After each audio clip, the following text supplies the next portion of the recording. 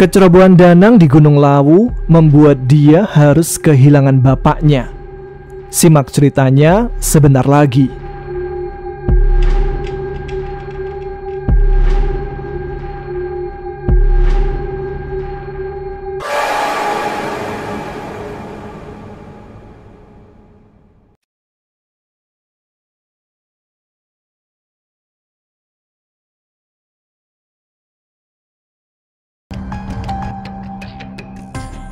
Assalamualaikum warahmatullahi wabarakatuh. Jumpa lagi dengan saya Tama dalam Ada Apa Gerangan Season 2. Bagaimana kabar kalian?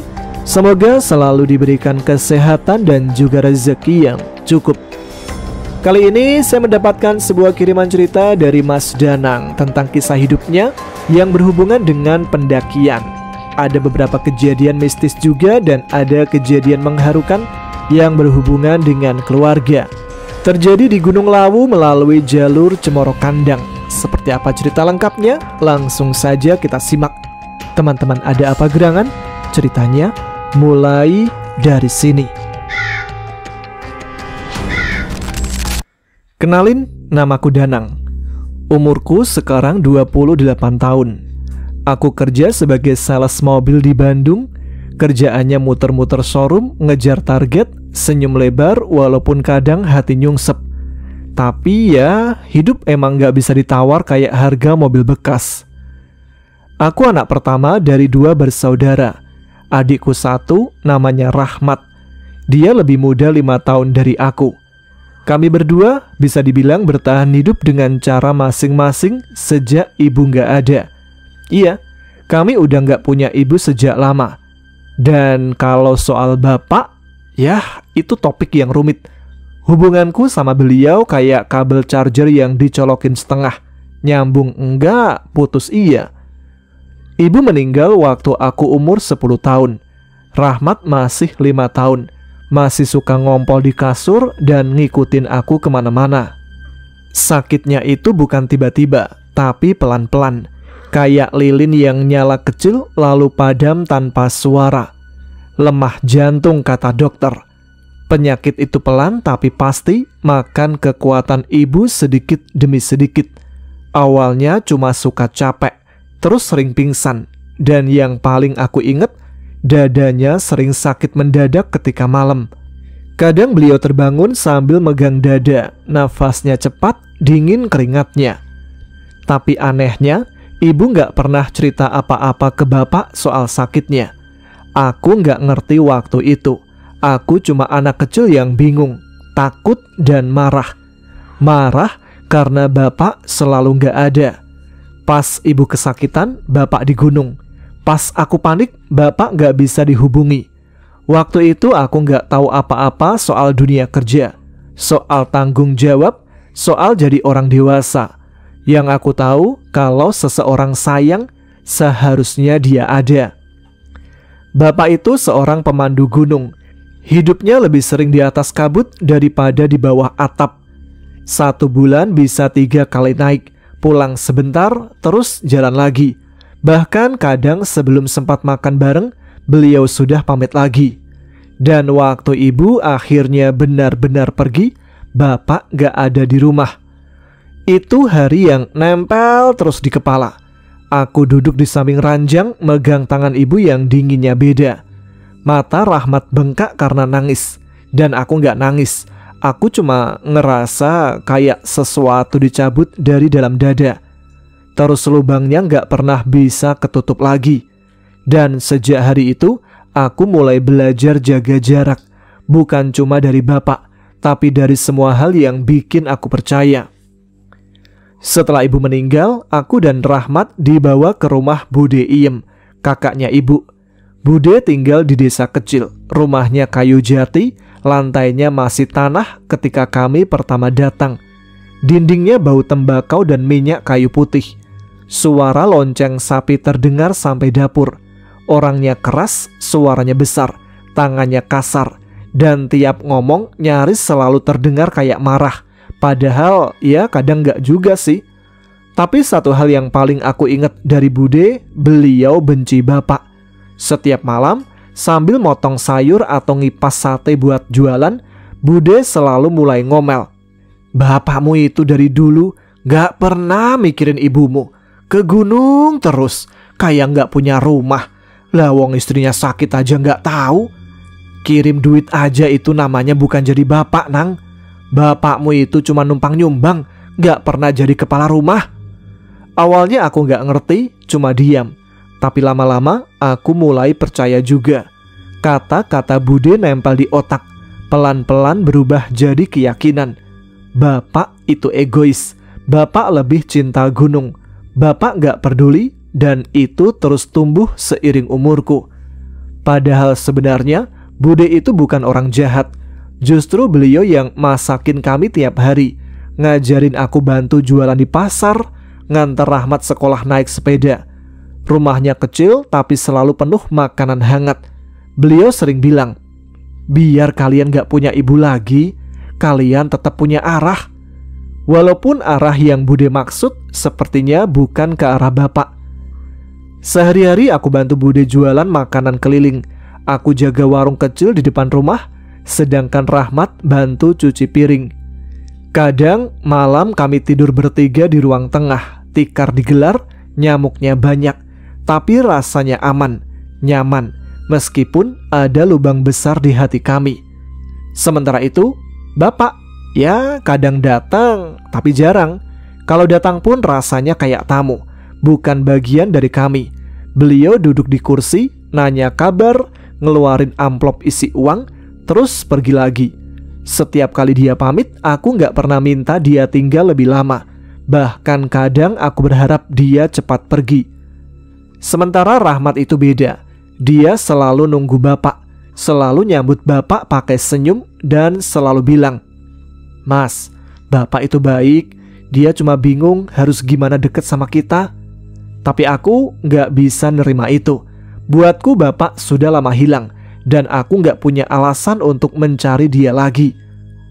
Hidup terus berjalan, aku kuliah, kerja, pindah ke Bandung, jadi orang yang sibuk, biar gak sempat mikirin masa lalu. Aku pikir semua perasaan itu bisa hilang seiring waktu. Tapi ternyata luka yang gak pernah dibersihin gak bakal sembuh sendiri. Sampai beberapa waktu lalu Rahmat telepon. Suaranya riang, semangat kayak anak kecil yang punya ide gila. Mas, aku udah ngatur waktu nih. Kita naik gunung bareng yuk, bareng bapak. Aku ketawa kecil waktu itu. Ketawa yang kering, sinis dan penuh jarak. Lu waras, Mat. Memang semenjak kuliah, Rahmat itu makin sering mendaki. Dia jatuh cinta sama gunung. Mungkin karena ada darah dari Tejo yang numpang lewat tubuhnya. Bapak, setiap ada kesempatan, dia naik gunung.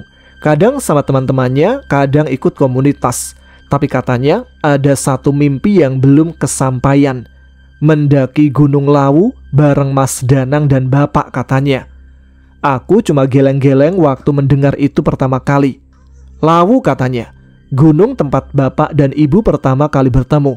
Jatuh cinta, dan entah kenapa, akhirnya hidup kami bermula dari sana.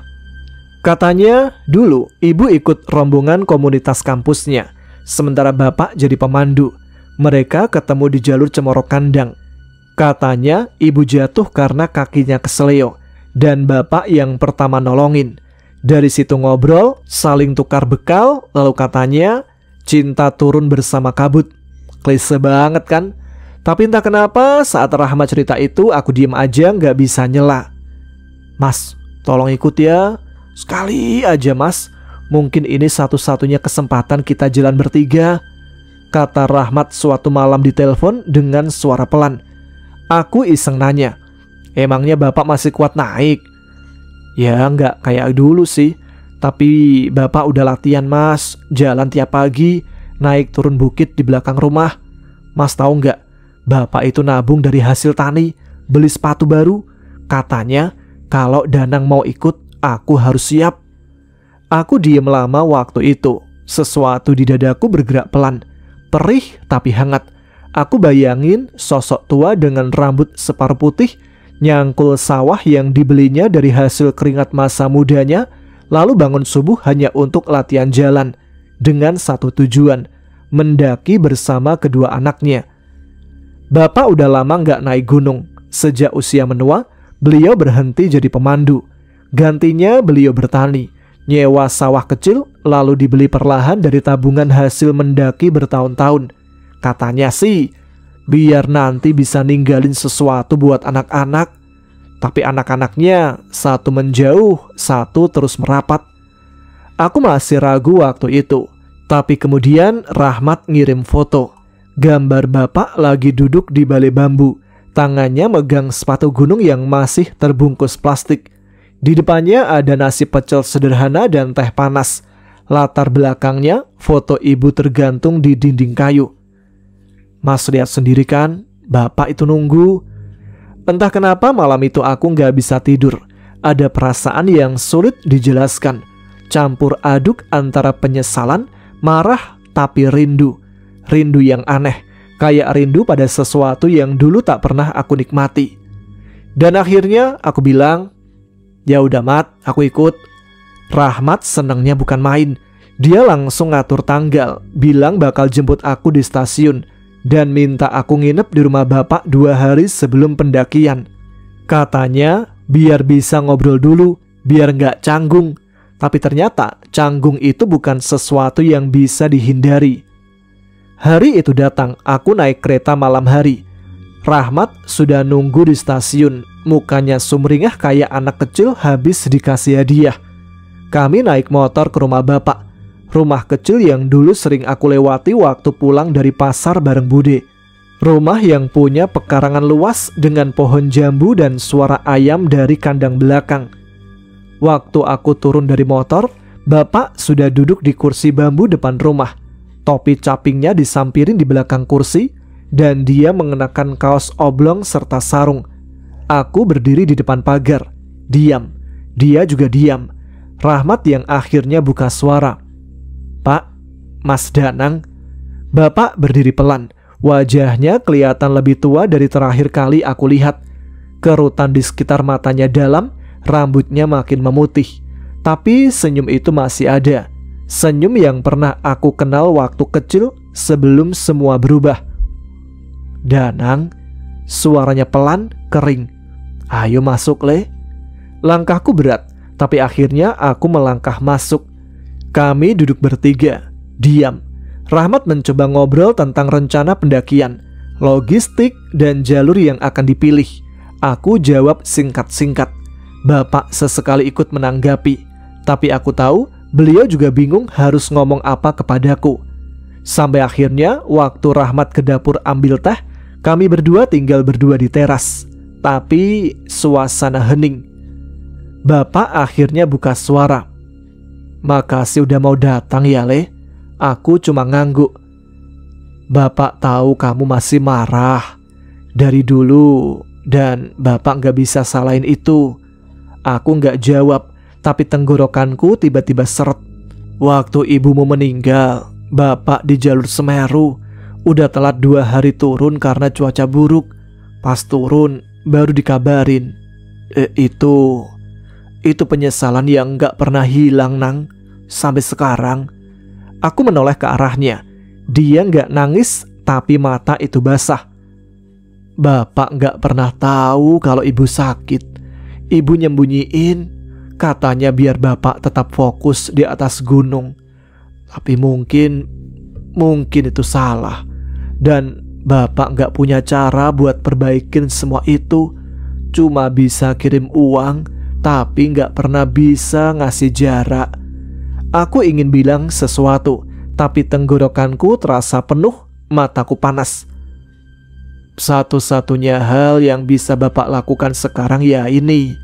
Jalan bareng kalian ke tempat di mana semua dimulai, di Lawu, tempat bapak pertama kali jatuh cinta sama ibumu. Saat Rahmat kembali, kami berdua masih diam, tapi ada sesuatu yang berubah. Jarak itu belum hilang, tapi rasanya mulai mencair sedikit demi sedikit.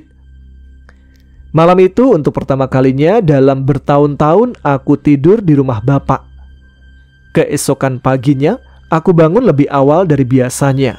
Udara di kampung ini dingin, sejuk, dan jujur aja, agak mengganggu buat orang kota kayak aku yang terbiasa tidur pakai suara kendaraan sebagai pengantar mimpi. Tapi ada yang lebih mengganggu dari udara, suara bapak yang dari subuh sudah sibuk di gudang belakang rumah. Aku ngintip dari jendela, dan di sana dia berdiri di tengah tumpukan barang-barang lama. Ada matras biru yang udah agak pudar, carrier warna hijau lumut yang menggantung di paku dinding. Bahkan ada nesting set aluminium yang masih diselimuti debu. Tapi wajah itu nggak kayak wajah orang tua pensiunan. Wajah itu penuh cahaya, kayak anak kecil yang nemu mainan lamanya lagi. Mas, bapak dari tadi nyusun logistik, semua dicatat, bahkan berat ransel kita masing-masing dibagi rata, kata Rahmat sambil ketawa kecil. Masih aja kayak dulu. Aku hanya manggut-manggut. Dari balik jendela, kulihat bapak membuka satu map lusuh berisi peta-peta jalur gunung. Tangannya mengusap pelan kertas itu, lalu dia senyum sendiri. Waktu aku keluar ke dapur, bapak lagi ngelap pisau lipat tua. Gagang kayunya sudah aus, tapi tajamnya masih terjaga. Ini pisau pertama bapak waktu jadi pemandu, katanya tanpa menoleh. Waktu itu bapak beli dari hasil jadi porter. 20.000, mahal banget rasanya waktu itu. Aku cuma ngangguk, tapi entah kenapa ada perasaan hangat di dada. Aku perhatikan dia menyusun barang-barang ke dalam 3 ransel. Semua dibagi, sleeping bag, matras, pakaian ganti, logistik kering, obat-obatan. Bahkan dia menyiapkan checklist lengkap dengan tulisan tangan yang rapi meskipun goresannya sudah agak gemetar. Ini buat kamu, katanya sambil menyodorkan sepasang trekking pole yang warnanya sudah pudar. Bapak nggak pakai, kaki bapak masih kuat, tapi kamu kan belum pernah naik, takutnya nanti susah. Aku ingin nolak, tapi akhirnya ku terima juga. Makasih pak. Dia tersenyum, sekilas saja, tapi cukup untuk membuat hatiku berdesir pelan. Hari itu kami bertiga sibuk. Rahmat bagian ngecek logistik makanan, mie instan, abon, kopi saset, susu bubuk, biskuit. Aku kebagian ngecek tenda dan alat masak. Dan bapak, dia tetap jadi komandan diam-diam, mengawasi dari belakang, memberi instruksi lembut tapi tegas, seolah dia sedang menyiapkan klien-klien muda dalam pendakian profesional. Tak kirain bapak udah lupa semua ini, gumamku pelan. Ternyata pengalaman itu kayak jalan setapak, gak pernah benar-benar hilang. Tinggal dibersihin sedikit, dia kembali kelihatan. Dan ya, melihat bapak begitu teliti, begitu antusias, aku mulai melihat sisi lain dari dirinya. Bukan lelaki dingin yang selalu absen dari hidupku, tapi seseorang yang mungkin selama ini menyimpan rindu dengan caranya sendiri. Sore itu kami duduk di beranda rumah. Sunset mulai turun perlahan di balik ladang, menyorot wajah bapak yang duduk sambil memandang langit. Besok kita berangkat sebelum subuh, menuju ke Cemoro Kandang, katanya pelan. Di sana dulu bapak pertama kali ketemu ibumu. Aku melirik ke arahnya, matanya menerawang, seperti bisa melihat bayang-bayang masa lalu berdiri di antara kabut. Ibumu jatuh waktu itu, kakinya kesleo, teman-temannya panik.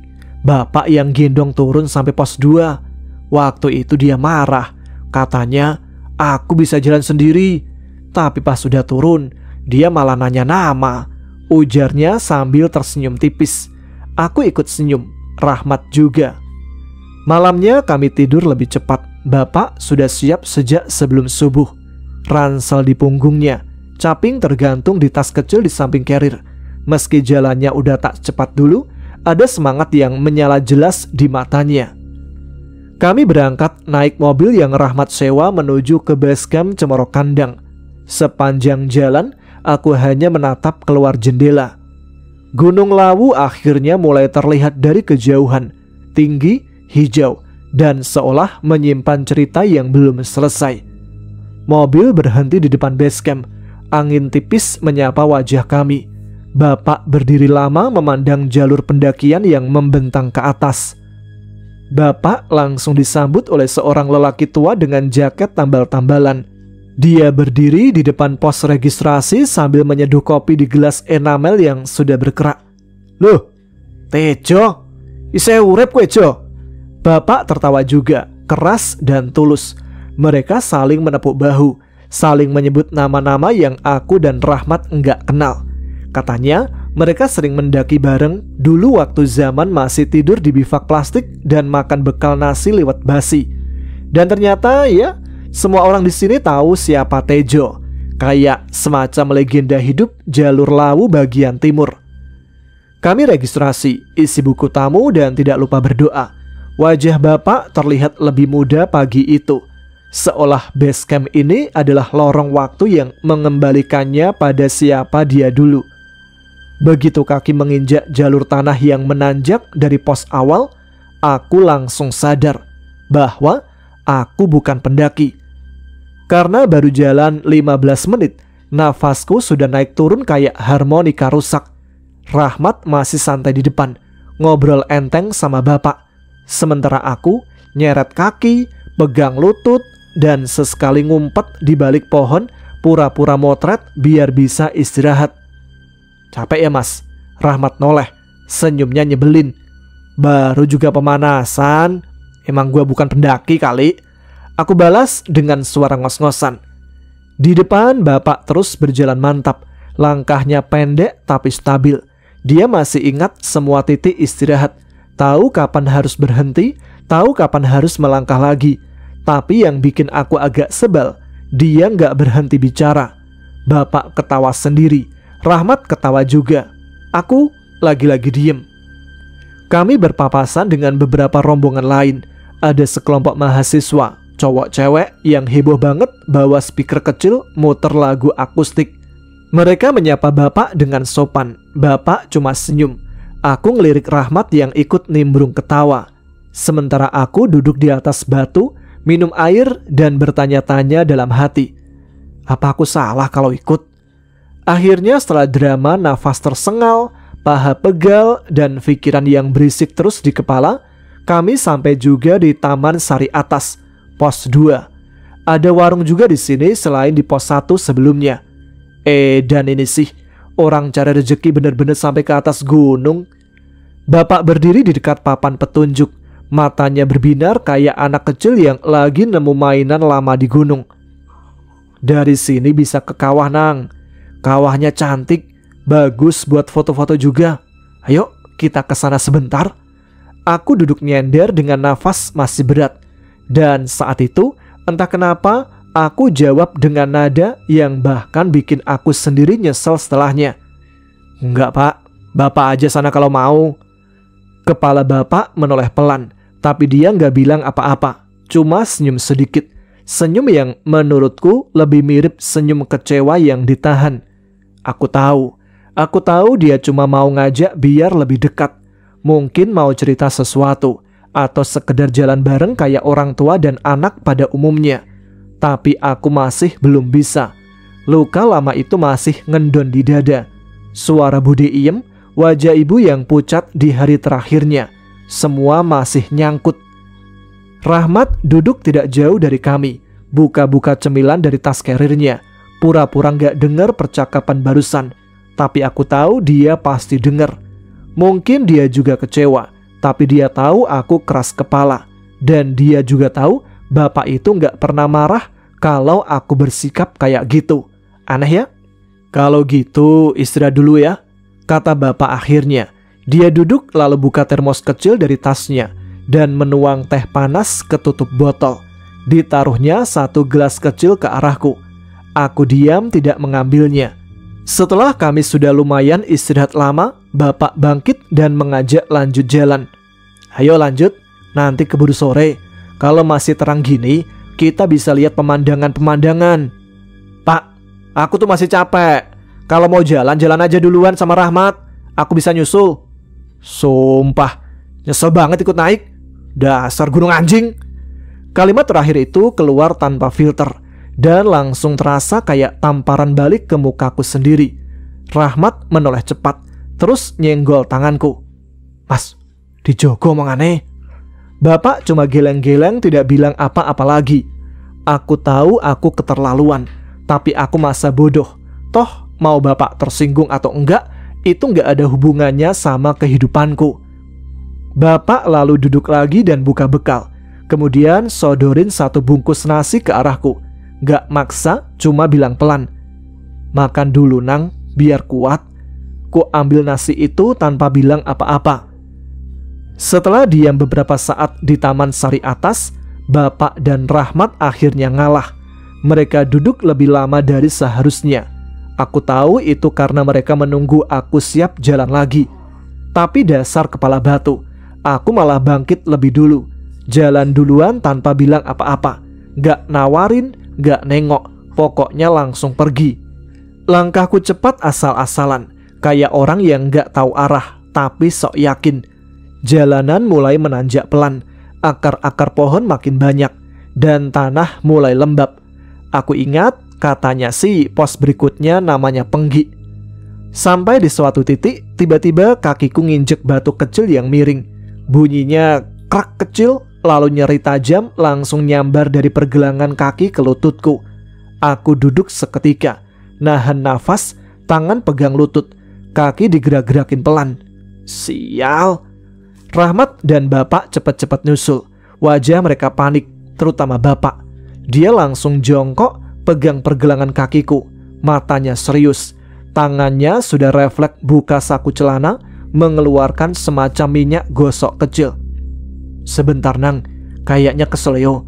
Aku urut pelan ya. Tangan tuanya dingin, tapi gerakannya lembut. Ada tekanan yang pas, bukan asal remas. Harusnya aku bersyukur dia bisa secepat itu ngurusin aku. Tapi mungkin karena nyeri, atau mungkin karena semua unek-unek dari bertahun-tahun lalu udah penuh di kepala, aku akhirnya ngomong juga. Kenapa sih Pak? Dulu Bapak gak bisa jaga Ibu? Alasannya pasti kerja.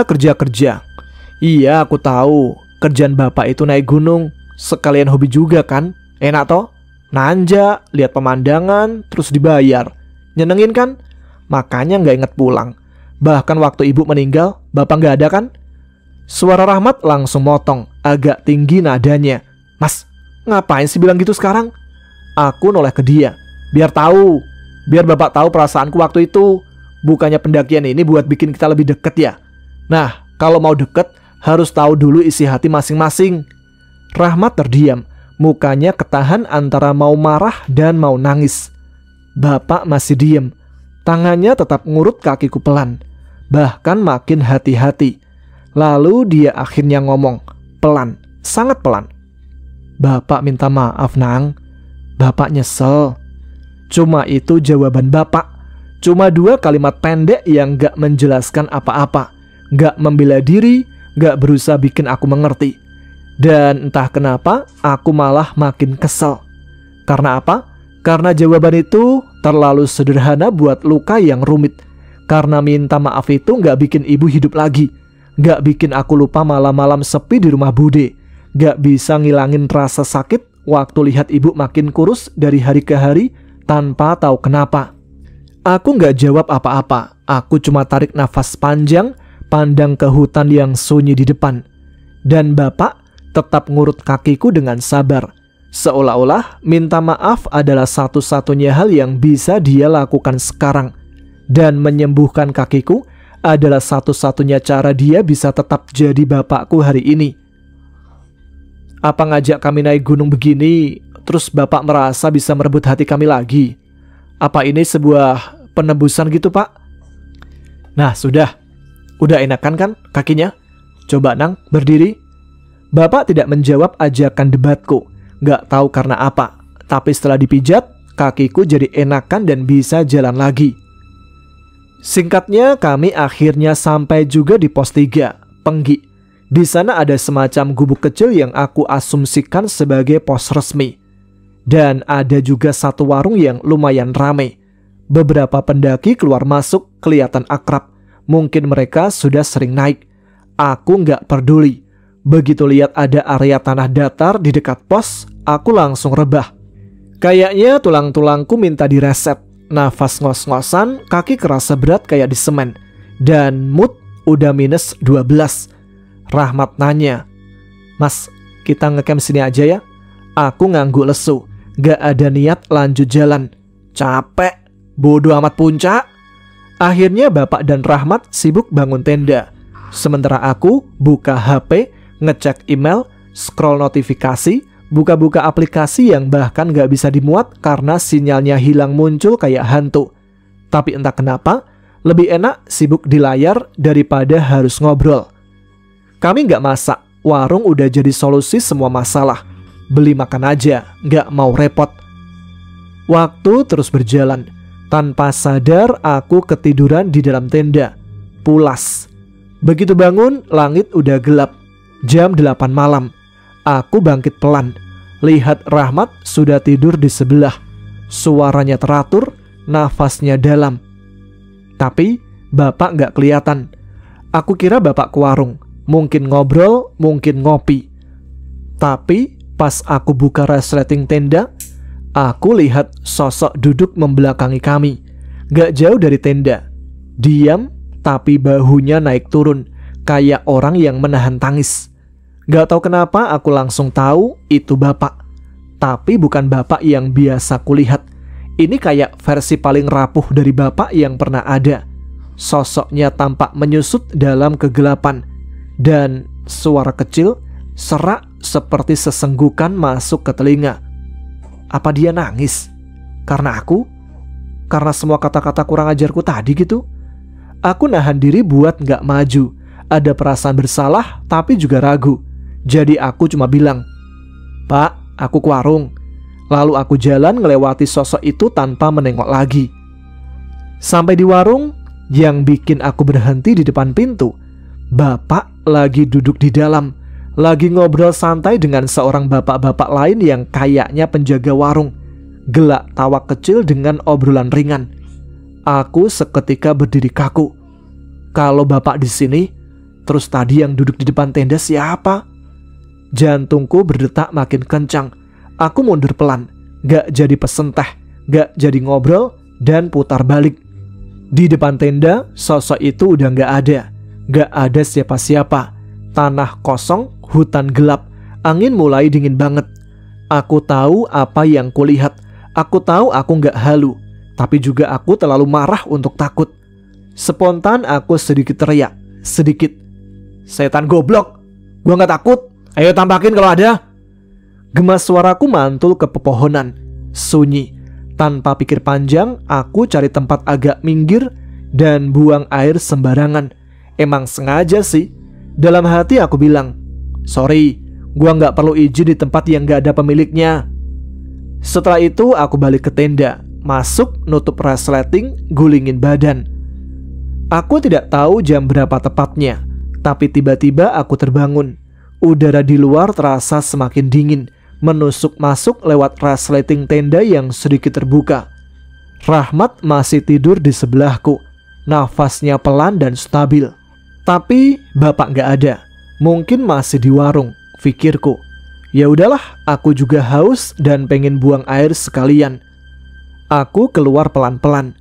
Tapi pas buka resleting tenda, bulu kuduku langsung berdiri. Sosok itu yang tadi ada di sana, sama persis kayak tadi, duduk membelakangi tenda. Bahunya naik turun pelan, seperti orang yang menangis. Seketika dingin gunung kalah dengan dingin yang merayap dari tengkukku. Tapi rasa penasaran lebih kuat dari takut. Jadi aku panggil, "Pak." Sosok itu terdiam. Bahunya berhenti bergerak, lalu perlahan menoleh. Nang, bangun kamu." "Iya, mau buang air." "Oh, iya Nang. Ya udah sana. Jangan lupa permisi dulu." Aku berhenti sejenak. Kata-kata Bapak bikin aku ngerasa aneh. Ada sesuatu di nada suaranya yang lembut tapi bikin dadaku sesak. Dan entah kenapa, kalimat barusan justru bikin aku marah lagi. "Ngapain sih Pak? Harus permisi-permisi segala?" Bapak diam sebentar. "Ya, sekedar menghormati yang gak kelihatan." Aku ketawa sinis. "Hah? Menghormati yang gak kelihatan? Gak masuk akal. Bapak tuh bahkan gak pernah hormatin ibu. Yang jelas-jelas kelihatan, malah lebih peduli sama yang gak kelihatan. Bapak terlihat menunduk, suaranya pelan. Bukan gitu maksudnya, Nang. Bapak itu lebih kenal gunung dan penghuninya daripada rumah dan isinya. Seketika udara jadi lebih dingin dari tadi, tapi aku terus gak bisa nahan. Bapak bahkan gak tahu kan kalau ibu tuh sakit sampai akhirnya meninggal. Waktu itu aku 10 tahun, Pak. 10 tahun. Dan yang aku tahu cuma satu, Bapak itu gak pernah ada. Bapak naik gunung. Bapak tetap diam. Kenapa sih, Pak? Kenapa gak milih buat ngerawat kami? Kenapa harus ninggalin semua cuma demi jadi pemandu? Bapak pelan-pelan duduk lebih dekat. Suaranya pelan. Karena itu satu-satunya hal yang Bapak bisa, Le. Bapak gak punya keahlian lain, cuma bisa jadi pemandu gunung. Dan kerjaan itu, ya gitu, kadang harus jauh dari rumah. Aku hampir motong omongannya, tapi Bapak lanjut. Bapak nitipin kalian ke Bude Iem bukan karena gak sayang, Le. Tapi karena Bapak gak punya pilihan lain. Bapak itu keliling, kerja keras, buat kumpulin uang, supaya kalian tetap bisa sekolah, makan, hidup yang layak.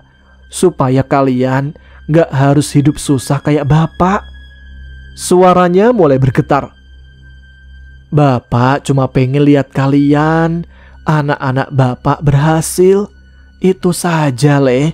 Gak berharap dibales, gak minta dihormati, cuma pengen lihat kalian bahagia. Aku diem. Kata-kata Bude Iem kembali muncul di kepalaku. Tentang Bapak yang katanya punya simpanan perempuan lain. Tentang uang kiriman yang katanya kecil. Tentang siapa yang sebenarnya menanggung biaya sekolah kami. Tapi malam ini, suara Bapak lebih nyaring dari semua gosip dan luka lama. Bapak jarang lihat kalian dulu. Setidaknya sekarang, di masa tua Bapak pengen punya waktu sama kalian, walau cuma sebentar. Aku masih diam, kepalaku panas, dada rasanya sempit, tapi gak ada jawaban yang bisa keluar dari mulutku. Jadi aku cuma pergi, meninggalkan Bapak sendirian, menuju semak-semak buat buang air. Aku pergi ke gelapan gunung malam itu, gak ada rasa takut sedikit pun. Bukan cuma karena aku lagi emosi dan pengen sendiri, tapi juga karena aku punya pegangan. Ya, jimat lah. Jimat kecil dibungkus kain hitam. Bentuknya sih biasa aja, tapi katanya isinya luar biasa. Selain buat ngusir makhluk halus, katanya juga bisa bikin omongan kita tuh lebih berpengaruh. Orang yang dengerin bisa gampang percaya, gampang nurut. Sales mobil kalau nggak punya pegangan gini katanya susah closing. Ya nggak tahu sih kebenarannya, tapi sejauh ini alhamdulillah lancar. Jadi malam itu aku jalan ke semak-semak sambil merasa aman. Setelah semua urusan selesai, aku balik ke tenda. Udara tambah dingin, embun sudah mulai turun, dan waktu aku sampai ke tenda, kulihat Bapak sudah rebahan di depan tenda. Di atas matras tipis berselimut sleeping bag tua yang warnanya sudah pudar. Tapi yang bikin aku berhenti adalah posisi tidurnya. Satu tangan Bapak naik menutup matanya. Aku nggak tahu dia tidur atau enggak, tapi posisi itu bikin aku ngerasa aneh, kayak orang yang lagi nyembunyiin air mata. Aku berdiri sebentar, terus nyapa. Pak, di dalam aja, dingin. Bapak nggak langsung jawab, cuma suara nafasnya terdengar berat. Iyo Nang, Bapak sini aja, biar nggak pulas tidurnya. Nanti soalnya jam 3 Bapak bangunin kalian buat lanjut ke puncak. Tapi suaranya bergetar, setengah menahan dingin, setengah lagi aku nggak yakin, mungkin menahan tangis. Nggak tahulah. Aku pikir Bapak itu orangnya keras, tangguh, bekas pemandu gunung yang katanya pernah turun gunung sambil gendong pendaki pingsan dari pos 5. Tapi malam ini dia kayak orang yang capek banget. Capek bukan karena jalur nanjak, tapi karena rasa bersalah. Aku diam gak jawab apa-apa lagi. Masuk tenda pelan-pelan. Lihat Rahmat masih tidur nyenyak di pojokan, aku ikut rebahan. Tarik sleeping bag sampai ke dagu lalu tidur. Jam 3 pagi bapak membangunkan kami. Suaranya pelan tapi cukup bikin Rahmat dan aku membuka mata dengan ogah-ogahan. Kita lanjut Nang, Mat, makan dulu ya, nanti kita beres-beres tenda. Sarapan cuma roti dan teh manis panas yang diseduh dari sisa air termos. Aku sebenarnya masih ingin tidur, tapi ya udahlah, jalur menuju puncak masih panjang. Setelah semua siap, tenda dilipat, perlengkapan diberesi. Kami lanjut jalan. Sekarang itu udah beda. Dulu ninggalin barang di gunung itu aman. Sekarang mah barang ditinggal bisa hilang. Banyak pencurian, kata bapak sambil mengikat backpacknya. Aku cuma angguk malas, gak terlalu peduli. Jalur masih gelap, udara dingin makin menusuk. Jalanannya makin nanjak. Dan kadang aku kepikiran untuk balik aja. Tapi kami terus jalan. Sampai pada satu trek yang cukup terjal, kiri kanan pohon besar semua. Aku lupa itu antara pos 3 ke pos 4 atau pos 4 ke pos 5. Dan disitulah sesuatu terjadi. Awalnya kulihat cahaya kecil di bawah jalur, kayak kedipan api jauh di bawah. Kukira senter pendaki lain, tapi makin lama cahayanya membesar dan berkobar. Itu adalah gumpalan api. Awalnya satu, lalu entah gimana, tiba-tiba udah menjadi 3. Terbang cepat ke arah kami. Aku bisa merasakan hawa panasnya dari jarak segitu. Mas, itu apaan? Rahmat panik. Aku mundur 1 langkah. Degup jantung makin kencang. Kulihat bapak berdiri di depan kami, buka botol air mineral. Mulutnya komat kamit melafalkan doa. Lalu air itu disiramkan ke arah bola-bola api itu. Salah satu bola api langsung menghantam udara di depannya dan meledak. Tapi bola api lain melesat ke arah bapak. Semuanya terjadi cepat. Aku teriak, "Pak, awas!" Tapi telat. Bola api itu meledak sebelum kena bapak. Tapi ledakannya cukup besar buat bikin bapak terpental, jatuh berguling ke sisi jalur yang curam. Kami lari ke bawah, setengah tergelincir mencari tubuh bapak. Kulihat bapak terkapar mengerang kesakitan. Rahmat menyorotkan senter ke arah kakinya. Aku langsung muntah setengah nafas. Tulang di dengkul bapak keluar, menembus kulit. Lukanya terbuka, darahnya mengalir. Pemandangan yang tidak akan kulupakan seumur hidup. Mas, kita harus tolongin bapak. Kita gotong balik ke jalur. Dengan hati-hati kami angkat bapak naik ke jalur lagi. Dia mengerang setiap kali kami bergerak. Wajahnya pucat, keringat dingin bercucuran. Mas, tungguin bapak sini ya, aku turun cari bantuan, kata Rahmat lalu lari turun jalur secepat mungkin. Aku duduk di samping bapak, gak tahu harus gimana. Badan bapak menggigil. Dia membuka matanya, suaranya lemah. Nang. Iya pak. Nang, bapak itu sayang sama kamu, sama adikmu. Bapak minta maaf. Aku gak bisa jawab. Tenggorokanku tiba-tiba tercekat.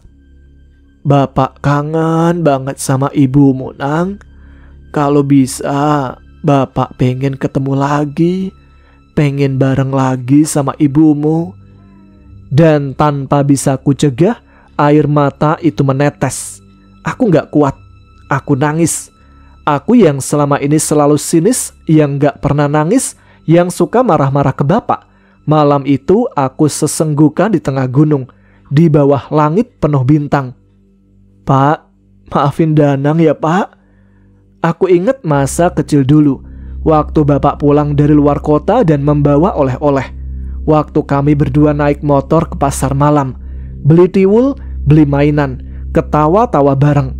Waktu dimana semuanya belum serumit sekarang. Di tengah suara daun dan angin malam, aku merasa semua kemarahan itu mulai mencair. Malam itu untuk pertama kalinya, aku sadar betapa besar kehilangan yang kami semua alami. Dan betapa selama ini aku cuma lari dari luka, bukan menyembuhkannya. Aku gak tahu sudah berapa lama Rahmat turun ke bawah. Waktu rasanya berhenti. Suara hutan malam hanya angin dan desau daun. Bapak mulai diam. Nafasnya pelan, nyaris tak terdengar. Tapi aku terus ajak dia ngobrol. Pak, ingat gak? Dulu waktu kita naik motor ke pasar malam, Yang waktu kita beli balon itu, terus balonnya meletus. Aku nangis, Pak. Bapak malah ketawa. Tidak ada jawaban, tapi aku tetap bicara. Suaraku bergetar, mataku basah. Lalu dari kejauhan, cahaya senter muncul. Mendekat, jumlahnya lebih dari 1. Aku berdiri cepat dan melambai. Di sini! Ternyata Rahmat datang bersama tim evakuasi dari base camp. Tanggap dan cekatan, mereka langsung melakukan penanganan darurat. Kaki bapak dibebat, tubuhnya diikat di atas tandu. Kami mulai menuruni jalur gunung bersama-sama. Dalam perjalanan, aku terus berjalan di samping tandu, mengiringi bapak. Mataku terus basah, isakan tertahan di tenggorokan. Rasanya dada ini kayak diremas dari dalam. Bapak, bertahan ya Pak, jangan tinggalin kami.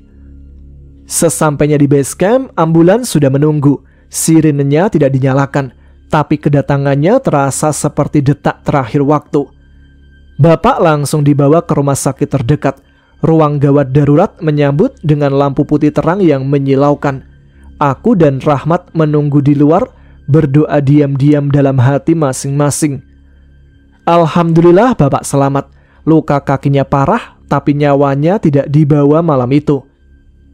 Beberapa hari kemudian, bapak dipindah ke rumah sakit di kota kami. Di sana kondisinya mulai melemah, tidak banyak bicara, hanya terbaring, menatap langit-langit kamar. Kadang senyum kecil jika melihat kami, tapi lebih sering diam, seperti sedang memikirkan banyak hal yang tak bisa ia katakan. Saat bapak diperbolehkan pulang, keadaannya sudah jauh dari bapak yang dulu. Kini beliau hanya bisa terbaring di kamar. Nafasnya berat, matanya sering menerawang keluar jendela, ke langit, ke tempat entah di mana. Aku pamit harus kembali ke Bandung. Ada pekerjaan yang tak bisa kutinggal. Rahmat bilang akan menjaga bapak. Pak, aku balik dulu ya. Jaga diri. Bapak hanya mengangguk kecil. Matanya lembut sekali sore itu. 3 hari kemudian, pagi itu di Bandung, aku sedang rapat ketika ponselku bergetar. Dari Rahmat, suaranya pelan di telepon patah-patah. Mas, bapak udah gak ada. Katanya tiap hari bapak selalu bilang dadanya panas, sakit, tapi tetap ditahan. Bapak tetap diam.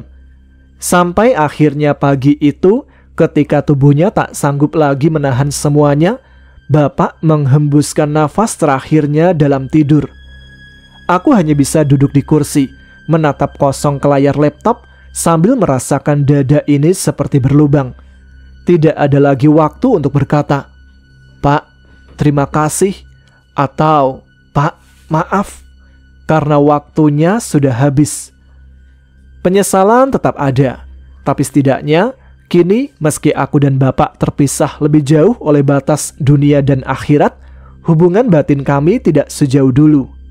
Sekarang aku lebih sering pulang ke rumah kami di kampung, bukan karena urusan penting, tapi hanya untuk duduk diam, merenung, mengingat masa-masa kecil yang seringkali kulupakan.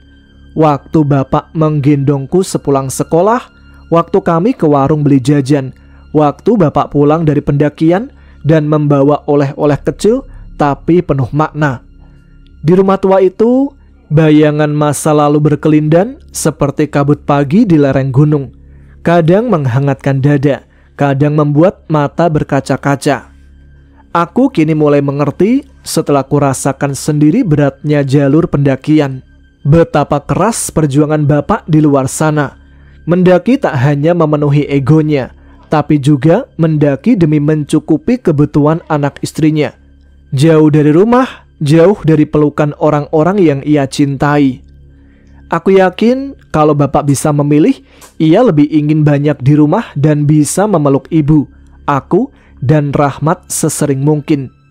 Dan ibu tetap wanita terhebat dalam hidupku, menjaga kami, menanti bapak pulang, menguatkan dengan cara yang tenang. Mereka berdua adalah pasangan yang saling menjaga meski dengan cara masing-masing. Kini saat aku memandang ke langit malam, ke bintang yang bertabur di angkasa, aku suka berpikir, mungkin bapak dan ibu sedang menatapku dari sana. Diam-diam saling menggenggam tangan seperti dulu. Tak perlu banyak kata, cukup saling diam. Dan aku tak ingin hidup dengan terus menyesali yang sudah lewat. Aku ingin menjalani hari dengan lebih tenang, lebih jujur dan lebih berani untuk memaafkan, termasuk memaafkan diriku sendiri. Terima kasih Pak, terima kasih Bu, dan terima kasih Mas Tama sudah mau membacakan kisahku ini. Maaf teman-teman, bila bagian mistisnya mungkin tak seberapa, tapi semoga ada sesuatu yang dapat kalian ambil dari ceritaku ini. Nah, itu dia kisah sedih ya dari Mas Danang yang mempunyai pengalaman sedih ketika mendaki ke Lawu yang berhubungan dengan hubungan emosionalnya dengan bapaknya yang bernama Pak Tejo. Terima kasih juga untuk teman-teman yang sudah menyimak episode kali ini. Jangan lupa tuliskan komen, tunjukkan eksistensi kalian. Kita akan kembali di episode Ada Apa Gerangan selanjutnya dengan cerita lain yang tidak kalah seru. Sekarang saya Tama harus pamit. Tetap semangat, jaga kesehatan. Wassalamualaikum warahmatullahi wabarakatuh.